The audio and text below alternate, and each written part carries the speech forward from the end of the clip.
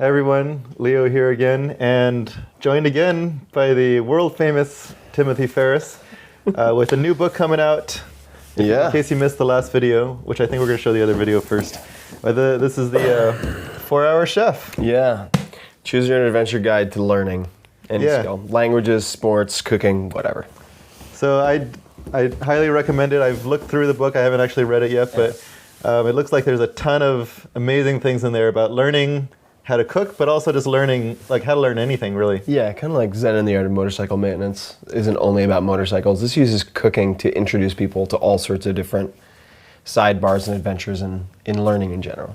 So. All right, so but today we have a little fun thing where we thought we'd do a kind of no-holds-barred debate about one of my favorite topics, which is goals. Yeah. And I'm taking the anti-goals position, which I've written about on Zen Habits. I'll include a link in the post. But that's really one of the most controversial things I write about, because people they don't want to accept the idea of even the possibility of not having goals. And you are one of the best people I know at achieving goals. I mean, I wouldn't say you're at 100%, but you definitely are good at hitting those targets that you set for yourself. I'm okay. I'm at a bit of a disadvantage because I haven't written about a pro goal stance in a while. Yeah, all right. But you know a lot about it, I would say. Yeah, sure. Well, I mean, it's part of my daily structure. So yeah. Well, since goals is really the default mode, I think, of our society. Yeah. We're trained. I definitely was trained as a kid to set goals and hit targets to achieve those goals, and that's necessary for success. Yeah. And so I've been kind of taking a step back and questioning that premise. Mm-hmm. So I'll talk a little bit about that just for a minute. Sure. And so you could say that I set a goal of not having goals. Right. But basically it was an experiment. We both like to do experiments. Yeah. So I said, what would it be like if I let go of one of the core tenets of what I usually do, which is set goals for myself. And the thing that I think of as goals is this destination, this fixed endpoint that we're trying to get to sometime in the future. Yeah. And as I was experimenting with trying to be more present, live mindfully in the now, it didn't quite jibe there. Right. This idea of having your mind set, looking towards the future, where are you trying to reach? And missing out on the steps that you're taking right now, missing out on the journey. Yep. And so I said, let's let go of that and see what happens. And what I found is that while we just tend to naturally set a destination for ourselves, if you let go of holding on to that, you're free now to kind of explore. Yeah. And physically you can go out and take a walk and maybe head for a nice hill over there, but all of a sudden you see this amazing thing going on to your right, and you kind of veer off that way, not holding on to the goal, and explore this. And so you actually allow yourself more freedom to pursue other opportunities. Mm-hmm. And at the same time, you can be more present focused. And the other thing that I find is that people a lot of times set goals and don't achieve them. They fail at the goals, and then they feel like a failure, even if they could have had an amazing time just doing whatever they were doing. They didn't get to that destination, but they could still, it really doesn't matter if you get there or not. If you're having an amazing time, you learn a lot, you make a human connection. Yeah. Like, the goal is almost irrelevant. Mm-hmm. Maybe it's just a tool that you could use to start out. But if you don't remain fixated on it, then you can be successful no matter what you do. Yeah, so I think we kind of set this up to be the holds barred debate, but I don't actually disagree with much of that, if any of it. I think that the way. All right, well, you heard it here. He's going to join me. So that's it, folks. We'll see you later. No, we're going to start a movement where we're going to do the no goals philosophy. I would say that, before I get conscripted into the service, what I would say is that I think there are a few common ways in which people allow goals to be detrimental. Okay. The first is completely ignoring the process. And like you said, being so outcome driven that they have no presence and no present state awareness. and I would say that to add to that, I view fulfillment. Success can be defined in many different ways, but I view fulfillment as a combination of achievement and appreciation. Mm-hmm. And I think that appreciation without any achievement is, you can be very happy or content, but there is no real ambition or not much impact on the world by taking that pure course. Mm-hmm. Total achievement without appreciation, which is very common in a sort of Protestant work ethic, outcome-driven free market like the United States, it's a Pyrrhic victory. Right. It's a very shallow victory. But going back to the first thing, if you just have the appreciation, that's basically what I've been going for. Well, here's what I'd say. So, as an experiment, I don't view that as a bad thing. If my view is to impact, or I'm sorry, if one of my goals is to change the lives of as many people as possible within the certain sphere of influence that I have created or can create, whether it's related to finances, lifestyle, health, fitness, or otherwise, sure. I find having a plan to be a very useful thought construct. So this is, I think, really important. When I set my goals, I pretty much assume that I'm only going to hit 60%. Okay. And I would love to hit all of them, but I've just learned to expect that, like, having a 40% breakage is totally acceptable to me. And the other thing I'd point out is that I think it was Larry Page, co-founder of Google, who said that one of the things people miss is it's very hard to fail completely if you aim high enough. So if you aim to revolutionize X or God knows what, fill in the blank, that if you fail partially, you can still be very successful. So for instance, in the research for the 4-Hour Chef, I worked with a few chefs and also culinary school instructors to try to cram 6 months of culinary school into 48 hours, into a weekend, to compress all of the techniques and everything into 2 days. Which Sounds was like fun. It was fun. It was really painful and really stressful and very, very high octane, high paced. And a friend of mine asked me at one point, he said, well, what if you, like, how much of that are you really going to remember? Like, what, you're going to forget half of that. And I thought about it, I said, that's true, but I thought then back to Larry Page, and I said, even if I only remember half of it, that means I got 3 months of culinary school in a weekend. Yeah. So I could view it as very binary and say, oh, I failed. Like, I didn't retain all this. Yeah. But I find that having a target at least gives me something to aim for. Now, go ahead. Yeah, well, going back again to the goal of having an impact on, on the world. Yeah. Like, I have that goal all the time, but then I kind of catch myself these days and I say, why is that necessary? Yeah. And what happens if you just say, why, what is driving me to want to have that impact? And what happens if you just kind of let go of that and focus more on the actions that you're taking, not on the outcome? Yeah. And so, that's actually one thing that I've been learning is that you actually have no control over what impact you're going to have. You can try to, but it's more of an illusion. So let me give you a small example. I write a blog post with the hopes that it's going to help people, right? I'm hoping this will be something people find useful. And sometimes, maybe it'll help a few people here and there. Maybe they'll find it interesting, but maybe not do anything with it. Or sometimes it'll just hit people exactly the right way, and I had no idea how they're going to receive it, and it changes their lives, or at least a handful of people. Yeah. And there's really no way that I know. Each post I write with that same intention. Oh, sure. And sometimes it's huge and in people's lives, and sometimes it's really nothing. Yeah. And so I have no control over that. I don't know how people are going to take it or how they're going to put it into action. I think you definitely can't predict it. I agree with that. Right.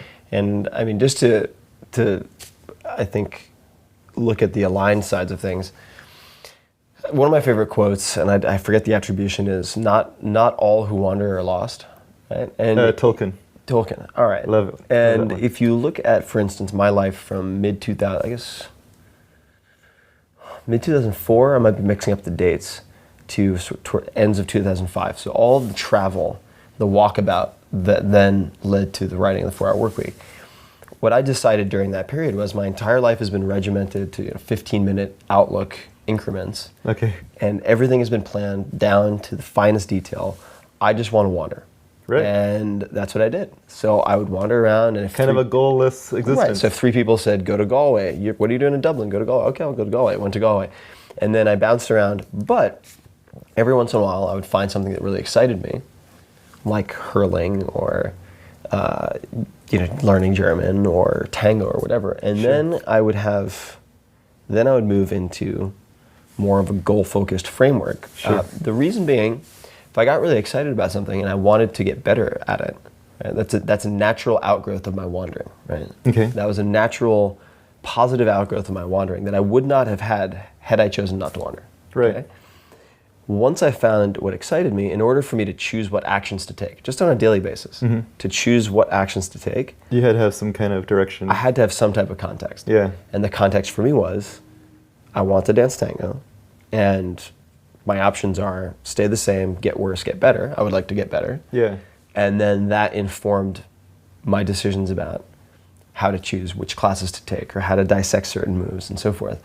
But I do think that wandering is very undervalued. And that could be physical wandering. It could also be existential wandering. Sure. Creative wandering. Creative wandering. And that only flourishes in, I shouldn't say only, it's a strong statement, but it can strongly flourish in a void. Like you need a lack of structure. Right. Right. And so for me at least, I really try to build both into my life because I don't want all structure all the time. Right.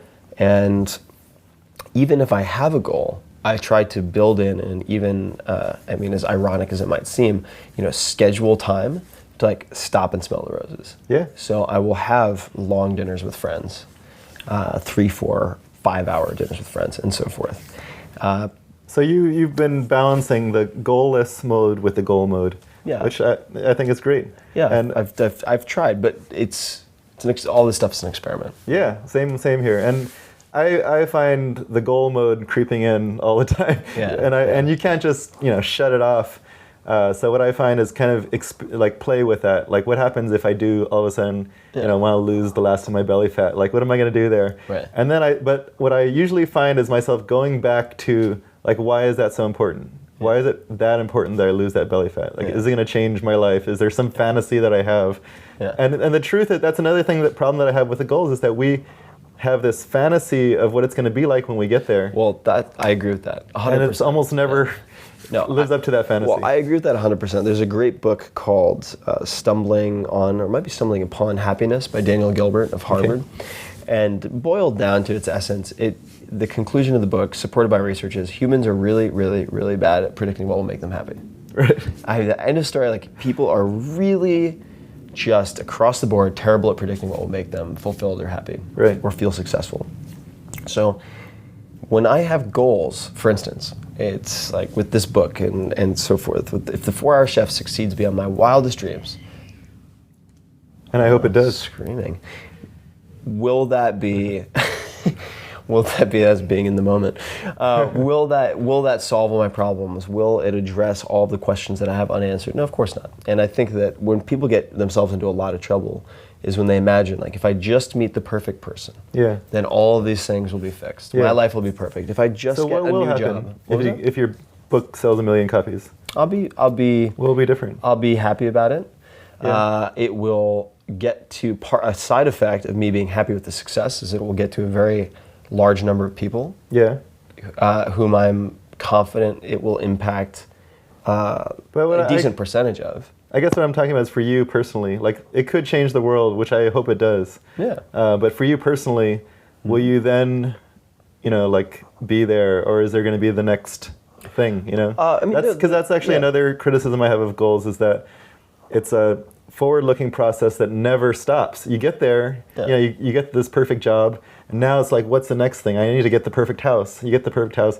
Now you need the perfect wife. It's like, and it's the same thing with self-improvement. It's like you can keep improving yourself, and there's never an end to it. Well, here's what I would say: is if someone feels a low level of anxiety, and like they feel good when they wake up. They don't have anxiety, like they don't dread the day when they wake up. They sleep soundly.